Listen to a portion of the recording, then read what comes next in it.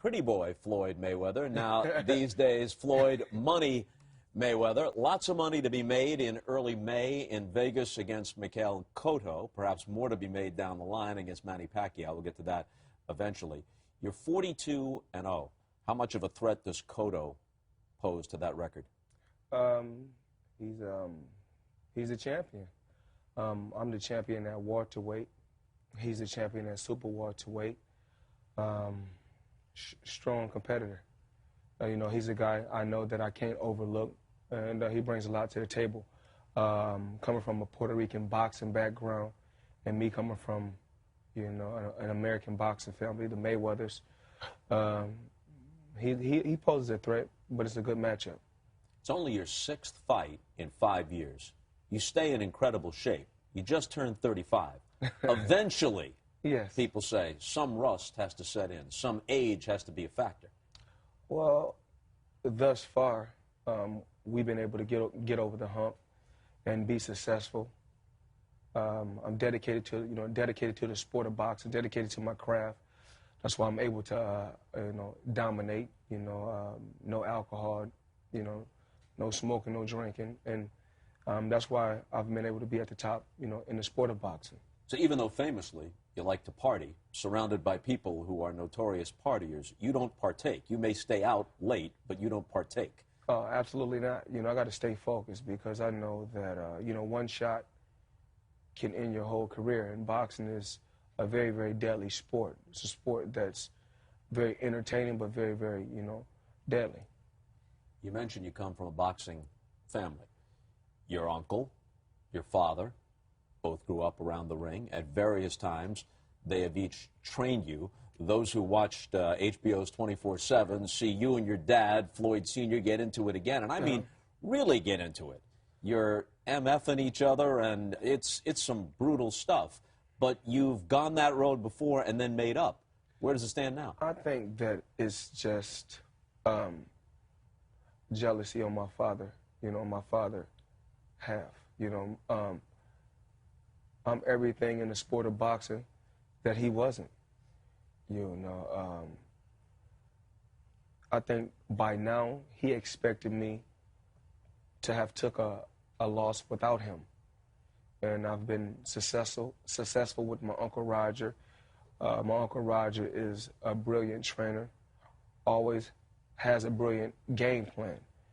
I worked majority of my career with my Uncle Roger, and he's the man that's behind Floyd Mayweather victories. You told your dad, and the HBO cameras were right there, nobody wants to work with you. De La Hoya got rid of you. You were nothing but a cab driver as a fighter. Not that. He was nothing. I didn't say that. I said all you have fought was nothing but cab drivers. But also, if you look really at his record, when he did face an opponent that was solid, he lost. He's your dad, though, right? I mean, you know all the cliches, blood thicker than water and all the rest. Wouldn't you ultimately like it to have a happy resolution? I'm happy with dealing with my mother. My father has his ways. He's stuck in his ways. He's very, very jealous of my Uncle Roger. He has always been jealous of his brother because his brother has been world champion, and now his son and his brother is working and have an unbreakable bond. My mother is a woman who has been through a lot, and all my dad has ever did was, down talk her. And she's such a great lady. She's a beautiful lady. And, without my Uncle Roger and my mother in my corner, I don't know where my career would be at today. And my dad hated so much. Miguel Cotto upcoming. Obviously, he's an opponent to be respected. He has been a world champion. But we all know the fight everybody wants to see is you and Manny Pacquiao. Yes. Pacquiao's 33. Yes. You just turned 35. Time's a wasting. You guys need to get in the ring, right? Well, I fought in my last fight against Victor Ortiz, a guy who's 10 years younger. Pacquiao last fight, Marquez. Juan Manuel Marquez? Yes. Had trouble with him. I thought he lost. I thought Pacquiao lost. But in business, we understand business, what goes on in the business world. If Pacquiao takes a loss, then the very, very lucrative fight between Pacquiao and Mayweather is not what it is not what it could be. Or if you take a loss, if Cotto beats you, if Timothy Bradley beats him, then Yes, the whole true. thing is diminished. True, absolutely true. But people expect you both to win. And then they expect Well, Norkamp and Bob Arum and everybody else to sit down and get it done, right? I try to get it done. I just try to get it done for May 5th. It would have been Mayweather versus Pacquiao, but I got turned down. The word is that you tried to cut through all of it and got on the phone directly with Manny, right? Yes, I got on the phone directly with Manny. What was the conversation like? You know, I done my homework, you know, and see what his pay, what he was used to making in big fights. So, you know, I said, you know, the offer that I gave him, I offered him $40 million. I told him I would wire him 20 within 72 hours. The manager said he'll get back to me. A guy by the name of Michael Kahns flew to Las Vegas to talk with me because he told me that he was in control. Met with him a couple times, kept trying to make the fight happen. Then they said they was going another route. But the key, he says, is you offered him 40, but you'd take all the pay-per-view, and he thinks there might be $150 million in pay-per-view. So his side of the story is, hey, either a 50-50 split, or he says he proposed 45-45, and the remaining 10% goes to the winner. How my deal is structured at this particular time in the sport of boxing, I keep 100% of the revenue. So why would I even give a guy 50-50 if I'm out there? I'm not just, at this particular time, I'm not just the highest paid guy in the sport of boxing. I'm the highest paid athlete. So, Let me give you the reason why. Here's the reason why. Easy for me to say, but from where I sit and the fan sits, the reason why is history. You're 42-0, yes. But even if you retire with a perfect record, if you don't fight Pacquiao, then, you know, people will say he didn't take on the other best. Whether you're 1 and he's 1A or the other way around, they need to fight each other. Well, everybody's entitled to their own opinion. You know, I come first. Self-preservation. I come first. You know, I put myself first. And I worry about my family. And if the fight happens, it do. Do I want the fight to happen? Absolutely. But if it don't, so be it.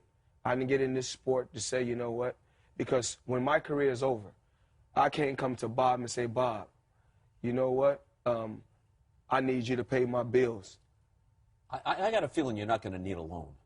But the thing is this, with my team and how I have positioned myself, I'm in a very, very lucrative position and a very, very great position in my life. So, you know, without, you know, Al Heyman in my corner and the rest of the pieces to the puzzle that we put together, Floyd Mayweather, like I said, wouldn't be where he's at today. You know, I get all that. And obviously each camp has its own position, and there's going to be trash talking and whatnot. Freddie Roach, Pacquiao's trainer, says, look, if Mayweather wanted it to happen, it would have happened by now. He says he wants Olympic-style drug testing. At first we balked at that, but now we say we'll do that. We'll give him whatever he wants as long as the split is an equitable split, and then they should fight. Absolutely not. I'm not giving up the split. I'm not. I can't. I can't afford to. No, I'm not. I gave this sport my whole life, and I've been in this sport dominating for the long. I hold the record. He had to show me. I have record-breaking numbers that I've done. He has no record-breaking numbers. I get it. Look, when Ali got in the ring with Frazier, with all due respect to Frazier, Ali was the bigger draw. But Ali versus Norton doesn't pay Ali what Ali versus Frazier pays. Ali needed Frazier to a certain extent. You need Pacquiao for the biggest payday in the history of boxing, which would help boxing, which has been diminished in the mainstream has been diminished. This puts it back front and center. With or without Pacquiao, Floyd Mayweather is okay. Floyd Mayweather fights for Floyd Mayweather. At the end of the day, Floyd Mayweather has to be happy because the fans are not, when your career is over and it's all said and done, I have to be happy and I have to be comfortable. Now, we look at the Ali situation, right? if Ali can trade it all in for, once again, the fans and the people was pushing him to get in certain fights that he shouldn't have even been involved with. At the end. But guess what? They pushed him because they wanted to see it because what they wanted. And that's not what Ali wanted, what they wanted. And if Ali can trade it in right now for his health, he would. Sugar Ray Robinson, regarded by many as pound for pound the greatest of all time, fought 23 world champions and lost 19 times. Of course, a different era, guys fought more often. I basically see what you're getting to. You know, Larry Holmes lived the way that he lived. He lost to who he has lost to. Sugar Ray Robinson has lost to who he has lost to. But I'm in the game to win, not just in the ring, but outside the ring. And my health is more important than anything. When you say your health, if the deal could be made financially, are you implying that you have something to fear from Pacquiao? I don't fear no man. I don't fear no man. I don't fear nothing. And so, I mean, if you are insinuating that I'm a scared fighter, then why would you even want to watch a scared fighter? Most people who know boxing better than me say that while it's the fight everyone wants to see, and he's the best opponent for you, they'd still give you the edge because you are a terrific defensive fighter. He throws zillions and zillions of punches. There's a thing called CompuBox, which boxing fans are aware of, and you have, in effect, the best plus rating in CompuBox ever. You land the higher percentage of your punches than any champion except Joe Louis and Lennox Lewis, but you are hit by many fewer punches. So your total plus is something like plus 30. And they think that that attribute would help you against Pacquiao, and you would be the favorite in the fight. Can't no fighter beat Floyd Mayweather. And if the Pacquiao fight presents itself and everything is in order like it should be, I'll be victorious. Like he had a chance to step up to the plate. I mean, if you have done your homework, May, in the past, Pacquiao said, now go look at this. It's not too far back, where Pacquiao has said that, you know what, I would take less money, but I didn't want to do the drug testing. Now he's saying that I'll do the drug testing, but I want 50-50. So, like I said before, it is what it is. It comes with the territory. It comes with the territory. Only thing I can do is just a learning experience. Last thing before break, if you had to guess, does it happen? What percentage of likelihood do you put on it? I'm not sure. I'm really not sure at this particular time. But I got a tough task in front of me. Like I said, May 5th, I can't overlook Miguel Cotto. And after that, if the Pacquiao fight presents itself, then we'll take it. In your last fight against Victor Ortiz, you're clearly winning the fight. Although he's scoring some points, he's hanging in there, he lands some shots. He backs you up against the ropes. He headbutts you. It's a blatant headbutt. He goes to apologize, not once but twice. And the second time, he kind of drops his arms, and you clock him. A left and then a right. Things happen. I'm never going to get my just due.